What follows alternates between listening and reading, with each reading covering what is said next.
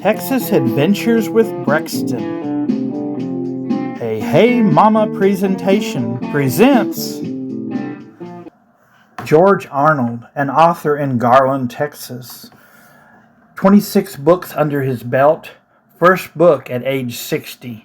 And yes, I can call him my friend. Here's part 2.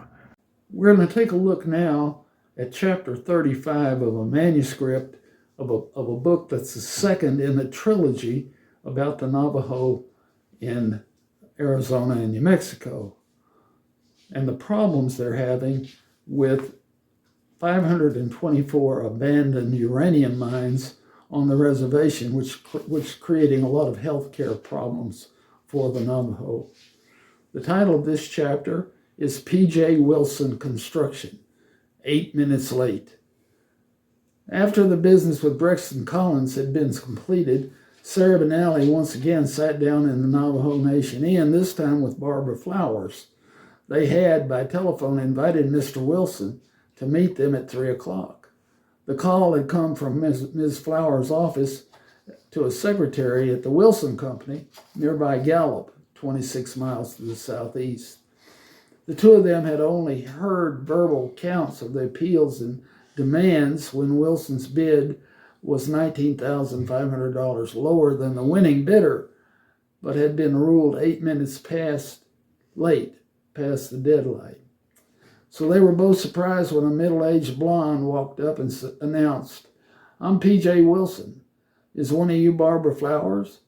At once she saw surprise on the two faces and said, "You were expecting some grouchy old bastard with a chewing tobacco spit in his scruffy beard, I can tell." "Don't be concerned," she went on. "I'm used to it.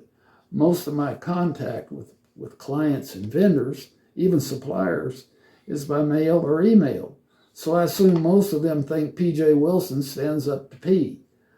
Wouldn't even think of trying that myself. So relax, I'm P.J. in the flesh. What can I do for you?" Sarah once again started the conversation. "Thanks for taking the time to meet with us. And I'm Sarah Benally with the Navajo Nation Police, and this is Barbara Flowers with the EPA in New Mexico. May we call you PJ?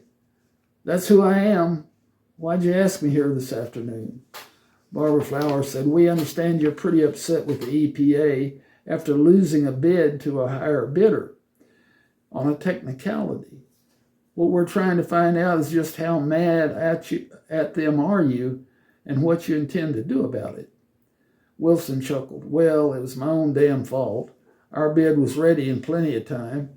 Days early, as a matter of fact. The day the bids were due, I just returned late the night before from California. Guess what? My priceless little Timex was still on Pacific time. I believed I beat the deadline by 52 minutes.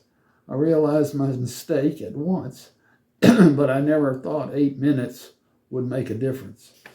She paused to take a breath and then went on, "I wasn't that angry even at being eliminated on what I thought was an insignificant and bureaucratic bullshit rule until I heard the winning bid's cost. My bid was $365,000 even. The winning bid, and I use that term in jest, turned out to be $366,950. So whose cost is pissing away $1,950? The U.S. taxpayer.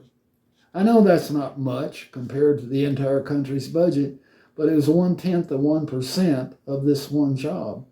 If you took 1/10 of 1% off the total U.S. budget, you're talking about a few $billion saved." Smith and Barbara remained quiet, letting Ms. Wilson talk. "I got up on my high horse, I raised a little hell and filed a pissant suit, all just to make a point. It was a matter of principle with me. Silly-ass bureaucrats and their gotchas. They couldn't run a business like mine, but they love to act superior. They're just really jealous." "Thank you for that fascinating story," Barbara Flowers said, adding, "We've taken up enough of your time today. It's been a true pleasure to meet you." P.J. Wilson, looking a bit peevish, said, "I just blabbered away here. You didn't ask me to come here to unburden my story. What did I miss, please?" Sarah said, we're investigating a series of bombings of recently decontaminated